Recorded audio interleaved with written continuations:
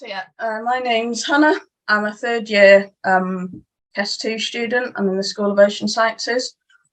I'll be doing a talk today that's basically based off one of my chapters of my PhD. I've put the title there, but yeah, basically I'm trying to make the sort of the zonal appraisal and the planning stages of offshore renewable energy projects a little bit simpler, quicker, cheaper in areas like the Irish Sea that's been formerly glaciated. I'm also working with RWE Renewables, I think it's one of the biggest renewable companies within the UK, and they do projects all over the world. As we all know, there's sort of UK government goals to be sort of carbon neutral by 2050, I think it is. And they've also got the UN sort of these goals they've set out, which I'll link in. So from 2009 to 2020, wind power electricity generation increased by 715%, which is pretty huge. 2020 was the greenest year on record. I think offshore wind by itself accounted for 13% of electricity generation that year. I think that was due to the unusually high wind speeds, and also there'd been a bit of a influx of new projects around that time. So you can see here in the graph in the top left, sort of the renewables are kind of keeping pace with fossil fuel generation, sort of around 30 to 40% of the UK generation. Within that 30 to 40%, offshore wind generally is about 9 to 10%. Of that whole 100%, not the 30%. So yeah, about 10% overall is offshore winds, and that's what I'll be talking about today. Offshore wind in the UK is pretty huge. There's lots going on in the North Sea. In the North Sea, there's Hornsea 2 wind farm, which became fully operational last year, and it's the largest offshore wind farm in the world in terms of number of turbines. It's got 165 turbines, and it creates enough electricity to power over 1.4 million homes. I'll be focusing on the Irish Sea. And offshore wind, again, is pretty big. We've got 4 or 5 current offshore wind farms, a few more in the planning stages. There's also tidal energy. There's a tidal energy test site off Holyhead. And there's lots of other planned wind farms you can see off the Irish coast there, as well as off the Welsh and English coasts. There's probably been a lot on social media and the news about how offshore wind isn't all that green because of the processes and the materials involved in creating these turbines and the foundations. But when you actually look into it, it's 99% more efficient in terms of fossil fuel emissions than coal, 98% less fossil fuel emissions than natural gas, and 75% less than solar. That last one surprised me quite a lot. I didn't know, that wasn't expected. The only thing that is possibly better in terms of fossil fuel emissions is nuclear, although that depends on where you look at, because I've seen some statistics that say it's slightly better than nuclear or pretty much the same, and some that say it's slightly worse. But either way, it's very, very similar, but without the huge issue of all this horrible nuclear waste that you've got to be dealing with forever. So despite what you may hear about all these concrete having to be put into the foundations, well, yes, it does, but it's still hugely better than anything else we've got, really, when you look at the big picture. I'm focusing on the Irish Sea. The Irish Sea was formerly glaciated in the last glacial maximum. So the map here shows the areas of the world that were affected by this, the ice coverage during the last glacial maximum. So you can see it's a lot of Northwest Europe, including us, most of North America, And in terms of where a lot of the world's renewable energy are coming from, it's those areas.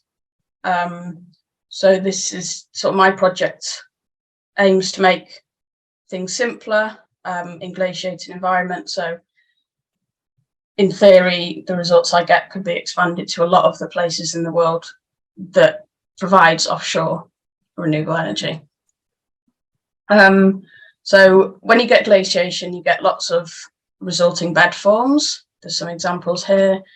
There's drumlins on the left, rib moraines, and end moraine there. I'll be going into more detail about those in a bit. And then, as well as the bed forms, you just get hugely lateral variable sediment on the seabed and under the seabed.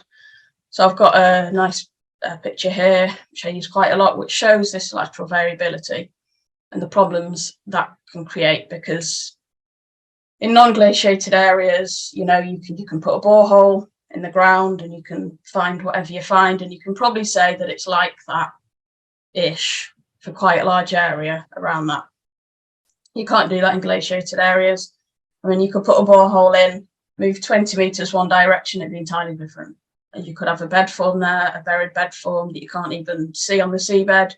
You could have some boulders that have been dropped there. You could have some laminated clay, some weak sands kicking about, some rafted bedrock lying randomly. You know, it's very complex. So that's part of what I'm trying to do, is kind of characterize the Irish Sea and make it a little bit easier so we can see what's going on. So yeah, as I said, my data for this chapter has come from a site called the Rhiannon site. That was going to be a wind farm location, but it didn't happen. I think it was abandoned in 2014.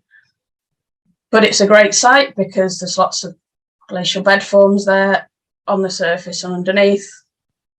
And there are 43 boreholes in the site, which is a huge number. You know, luckily, usually you'd be lucky to get a handful, you know, and there's 43 here, which is a really good data set.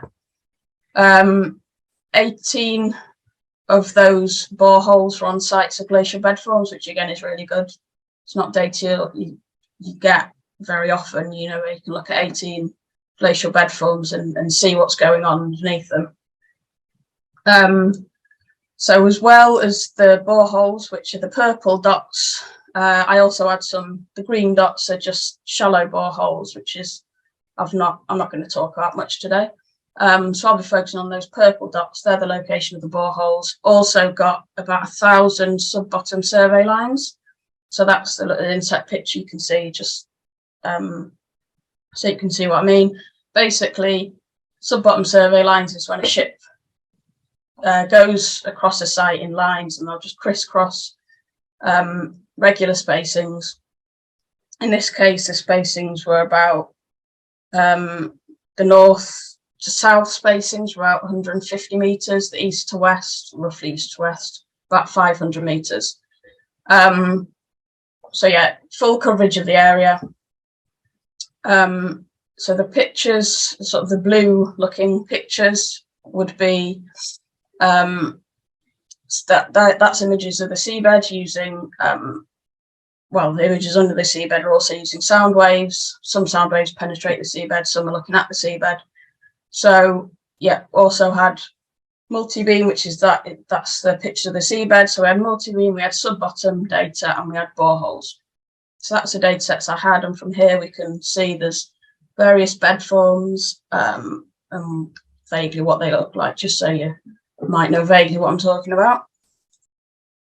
The basic aim of this chapter of my PhD is to use local knowledge of the glacier history as we have it, although it's all constantly being built on, and it's hoped my project to actually build on that as well. But to use the knowledge we already have of the glacier history to link the geotechnical, which is the borehole data, to the geophysical data, which is the sound wave data, the multi-beam and the sub-bottom data, to hopefully predict likely values of geotechnical parameters, i.e. borehole data, where no boreholes exist. Why? Because boreholes are expensive, time consuming, and only give very localized information. So as I said before, if we're looking at the sub-bottom data and the multi-beam, I mean, the multi-beam could be, every 50 meters, that's how, small the resolution is, or even less.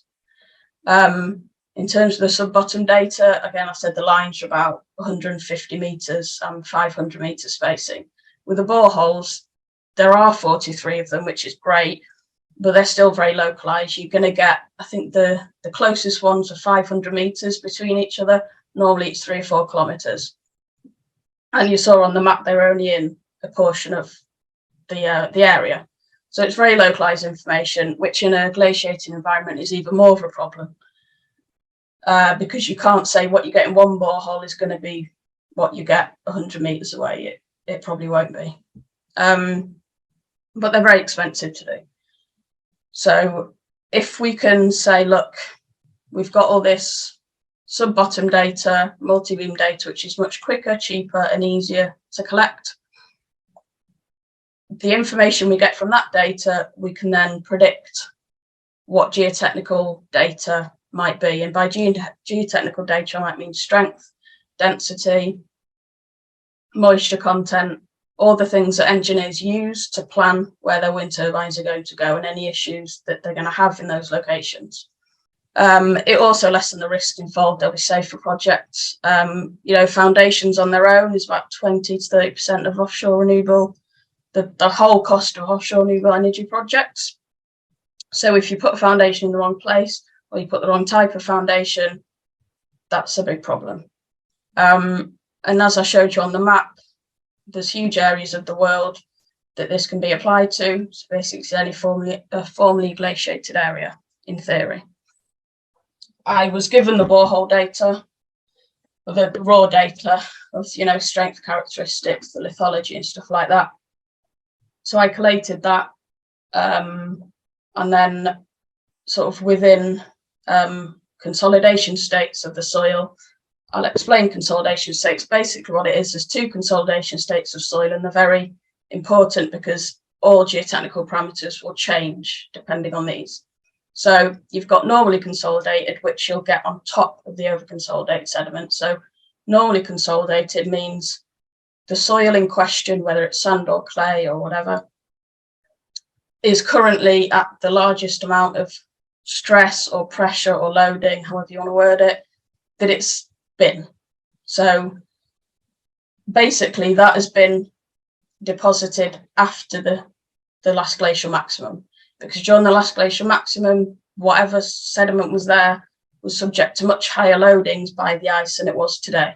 That is described as over-consolidated. That has impacts on the strength, on the density, on the moisture content. So if you can say this soil is over-consolidated or normally consolidated, that by itself gives you an idea of what sort of strength, densities you might be getting from that in comparison to the sediment that's overlying it. So then the question was, the first question was, can you predict consolidation state from the sub-bottom data? And I'll sort of come on to this in a bit. So that's the first thing I looked at. I overlaid the sediment, the borehole log, so the lithology, over the geophysical, the sub-bottom data, to see if they matched up, basically, to see what was going on. And they did match up quite nicely. I'll go into it in more detail, but they did match up quite nicely. And with this geophysical data, then I identified the bed forms that were there, and I found 18 of them that were at the site of boreholes. There were many more that there were no boreholes for, sadly, but there were 18 there were boreholes for. So yeah, I sort of started to make a database of geotechnical parameters at these various bed forms for different consolidation states, normally consolidated, so not loaded by ice, or over consolidated, was loaded by ice in the past. The results so far I was just talking about consolidation state. That's pretty crucial to my project. Happily, we could see consolidation state changes from the sub-bottom data. So this image on the right-hand side, the green line is showing the tops of buried rib moraines. You don't really need to know what they are, but they're elongated mounds, basically. And these ones have been buried, but they were formed during deglaciation of the Irish Sea. And you can see here, the orange is normally consolidated clay. So that sediment there, that's behind the orange sort of bar, was deposited after the last glacial maximum. So that is normally consolidated. And you can see there's a definite change in the colour at the bottom of it where it goes to over-consolidated. So this is the glacial material now.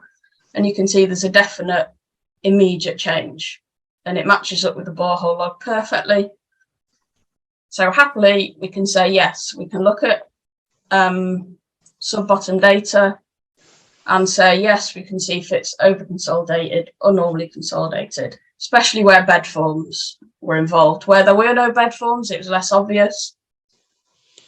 But if there are no bed forms there, you've got much less to worry about. So it's not really an issue. All the bed forms and the